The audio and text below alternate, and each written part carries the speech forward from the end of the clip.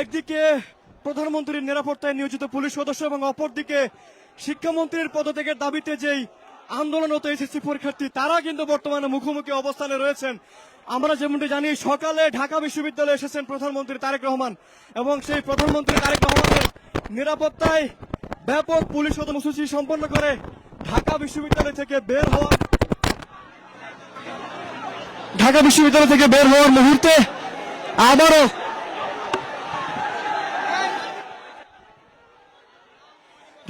প্রধানমন্ত্রী ঢাকা বিশ্ববিদ্যালয় থেকে বের হওয়ার মুহূর্তে আন্দোলনরত যে শিক্ষার্থীরা ছিলেন তারা ঢাকা বিশ্ববিদ্যালয়ের দিকে চলে আসেন এবং বর্তমানে পুলিশ সদস্যদের সাথে শিক্ষার্থীরা মুখোমুখি অবস্থানে রয়েছেন। তারা পুলিশের যে নিরাপত্তা ব্যারিকেড সেটি ভেদ করে সামনের দিকে আগানোর চেষ্টা চালিয়ে যাচ্ছেন।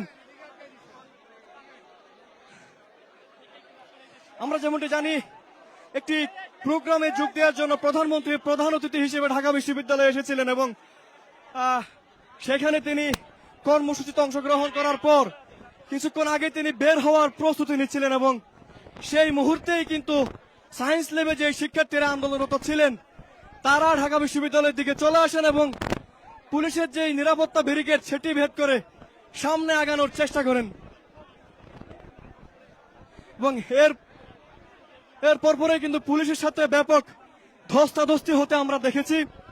বর্তমানে পুলিশের সাথে সম্মুখে সরাসরি মুখোমুখি অবস্থানে রয়েছেন শিক্ষার্থীরা এবং পুলিশ তাদেরকে নিবৃত্ত করার চেষ্টা করছে, সেই পুলিশ তাদেরকে নিবৃত্ত করার চেষ্টা চালিয়ে যাচ্ছে, সেই চিত্র আমরা দেখতে পাচ্ছি।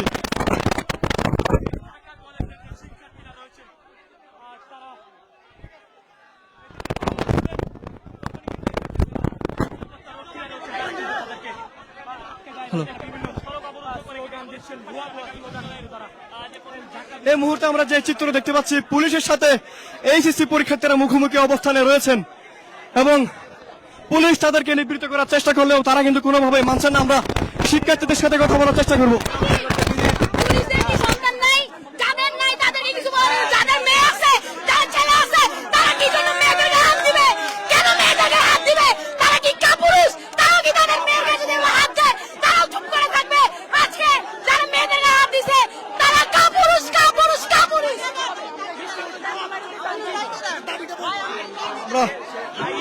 মনে করেন যে দেশের মানে পাল্টাইছে কিন্তু এরা আগের মধ্যে আছে ভাই।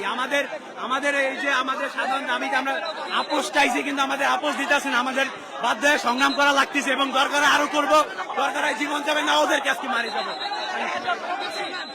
এই মুহূর্তে পুলিশ এবং শিক্ষার্থীরা মুখোমুখি অবস্থানে রয়েছেন।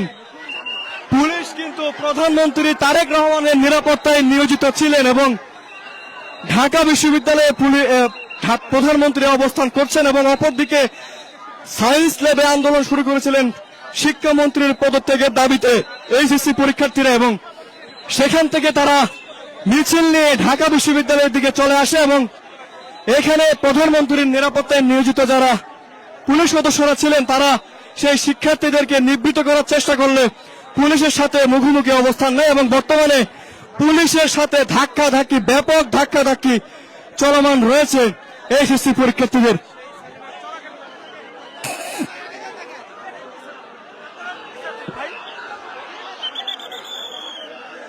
পুলিশ শত চেষ্টা করছে এইচএসসি পরীক্ষার্থীদেরকে নিবৃত্ত করার জন্য, অপরদিকে এইচএসসি পরীক্ষার্থীরা ঠেলে ব্যারিকেড ঠেলে সামনে আগানোর চেষ্টা কিন্তু চলমান রয়েছে।